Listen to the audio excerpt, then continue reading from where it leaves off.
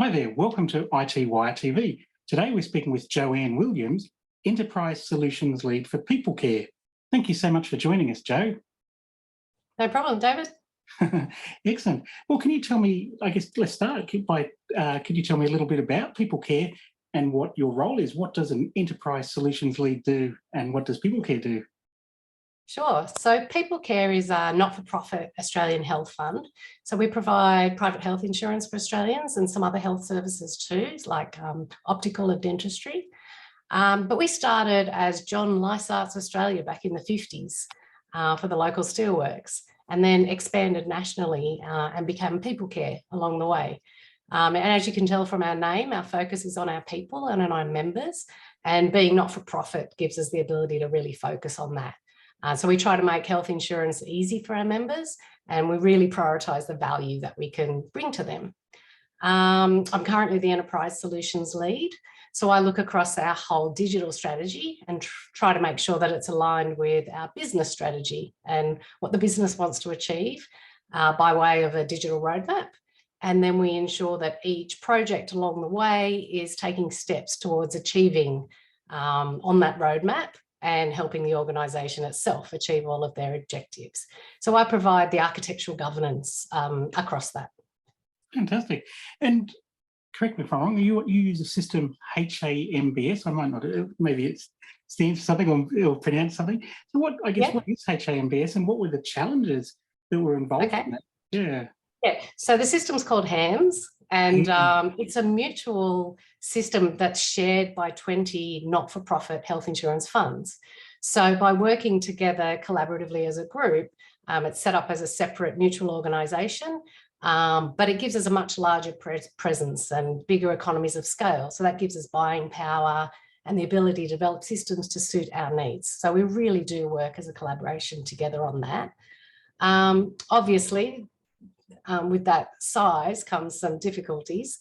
So traditionally, accessing our data that's embedded in that HAM system has been done on overnight extracts. So it's a shared system, and that's essentially the offering that was given when it was built.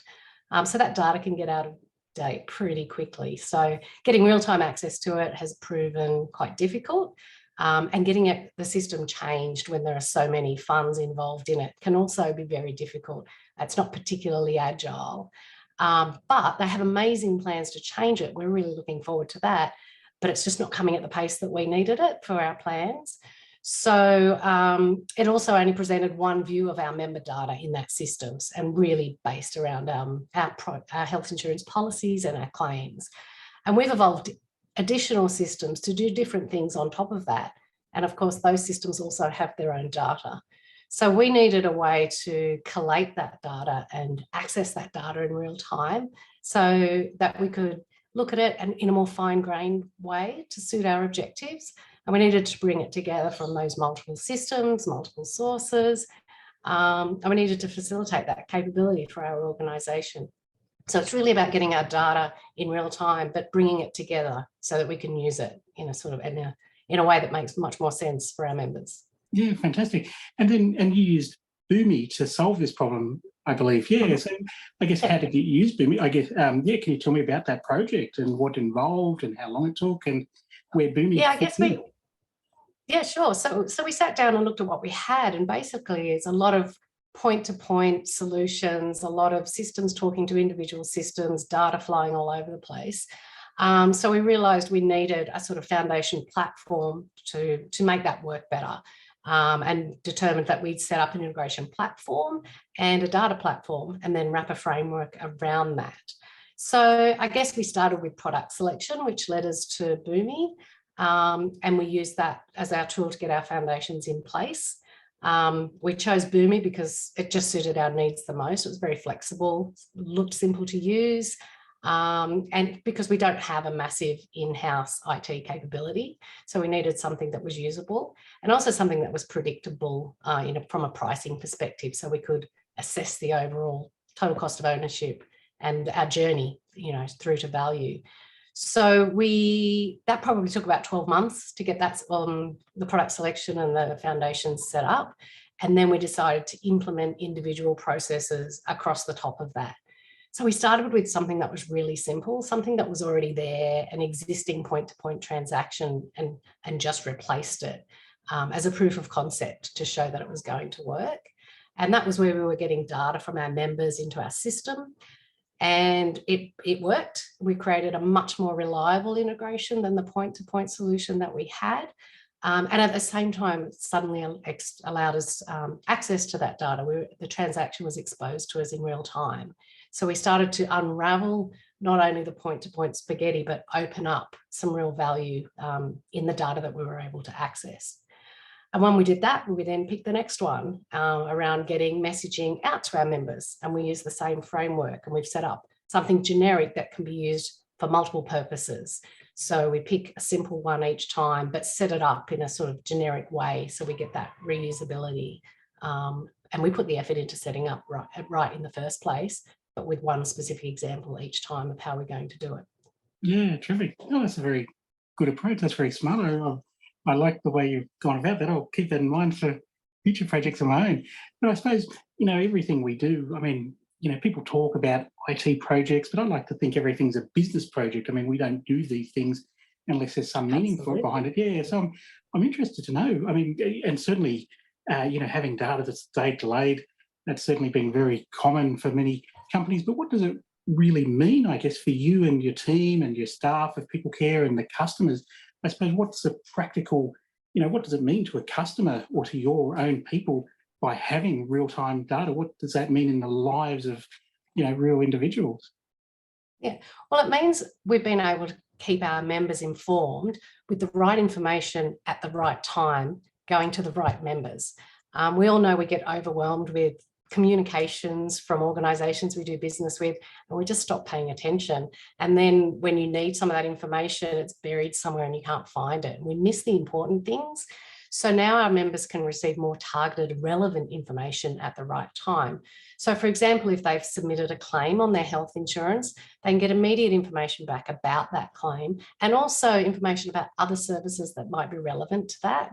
And so we've sort of flagged these as moments that matter to our members, and that we focus on those, and that's how we get that real value for them, so that we focus on engaging them at the right time during those particular moments. Because with health insurance, it can often be a case of set and forget. You don't think about it until you need it, and then suddenly you need to know a lot about it, and gauging when to have those interactions can be quite tricky. So the timing is really important. The other thing we do is, if there is a problem with somebody's policy, like they're missing some information, rather than waiting for it to become an issue, we proactively detect those issues, but then we hold on from letting them know until we think they're going to be engaged. So when they log into their mobile app, they're going to be more attentive to any messaging we send them. So we send them that message there and then, along with a link for them to fix it, so that they can action it there and then when they're interested. And so they're going to be interested in having all their information right when they're submitting a claim. So that's when we link those things together. And it just means that they have a much more streamlined process when it comes to claiming. Their details are going to be up to date and accurate, and they're getting the information back straight away about that process. So that's sort of real valuable for them in that moment. Yeah. And the other thing that does is a benefit internally for us is it takes our people away from having to chase down those administrative tasks when things go wrong. So when a detail is missing, they don't have to chase it up when they find out later. And it gives them more time to spend dealing with our members on the phone, where there's real value in their time in helping them through their complex issues, rather than the sort of boring back-end admin stuff that, we can get the systems to manage that for them. And our members love our personal contact, and that's where we really want to spend our time with them. Also, when the members call into our service centre, the service desk consultant now gets a summary on their screen about that member's data, all brought into one space. So they don't have to be logging into lots of different systems to find the relevant data, because claiming might be in one part of a system, whereas their details about their policy are in another part. So they're getting a nice summary that just lets them get to the heart of the problem that someone's ringing about much more quickly. Yeah, that's fantastic. That's just some of the things we're doing. Yeah. So, yeah, no, that's tremendous. And I imagine the relationship your customers have with, their health fund when they're making healthcare claims, it's different to maybe your relationship with, the Wine of the Month Club, where if, your subscription comes a bit late, it doesn't matter. Here, like you say, people, there's at the time where people are in times of emergency or need. So no, that's awesome. And that's wonderful when you talk about how they love that contact that they're having. Normally, a lot of people don't really want to talk to their insurers. And I understand that Peoplecare, really prides itself on having both awesome self-service tools, but also great people contact with people as well. I guess, how do you manage to have a great experience digitally and the human touch? How do you do that? And I guess, do you find different types of customers prefer one approach over the other? Yeah, I guess it's not just different members having different needs, but also them being at different life stages and different stages in their health journey. So something critical, they'll want answers quickly, and they'll want to speak to a person about that. But something more administrative, they're kind of happy to go in on the digital channels and just get it over and done with quickly. They don't really need to talk about it. So what we do is, whilst we have people on the phone lines always awaiting calls, we're offering the same service digitally for those who choose to do that when they want to. That gives them the option of after hours access as well. And then from the back ends, we make sure that all of that information is coming into the same place, so that a different experience it's not different across the channels from an access to data perspective. All that data is brought in together, and they should be able to get a very similar experience no matter the channel. We want that real omni-channel experience where they can do something digitally or person-based, and they should be able to get the same results. Without our integration platform, we wouldn't have been able to do that at all. So that's really helped us bring that information together and bring it together in such a way that we can serve up both of those channels. That's tremendous. And, like we mentioned, having the situation you found yourself in, where you have data delayed by 24 hours and many disparate systems and people having to look everywhere, that's really not uncommon for so many companies. And I'm sure there's a lot of people who would love to now be in the position you're in. Now that you're on the other side of this project, I guess, what sort of guidance or suggestions can you give to people who are listening to you and thinking, man, that's what I want, that's my future state? What recommendations and advice can you give people? Well, I guess it's always a moving target, the end goal. So it's really about getting those fundamentals in place early, rather than building it completely piecemeal as you need it. Have that overall plan of where you want to go and stay on target for that. It's easy to take shortcuts, and sometimes it just involves too much rework later. So really have a solid plan, build the fundamentals right, but then roll out individual small things that deliver that value as you go, so that you are getting value, because nobody wants to spend money on something for 12 months and get nothing out of it. Yep. So we do work agile, and we do pick up.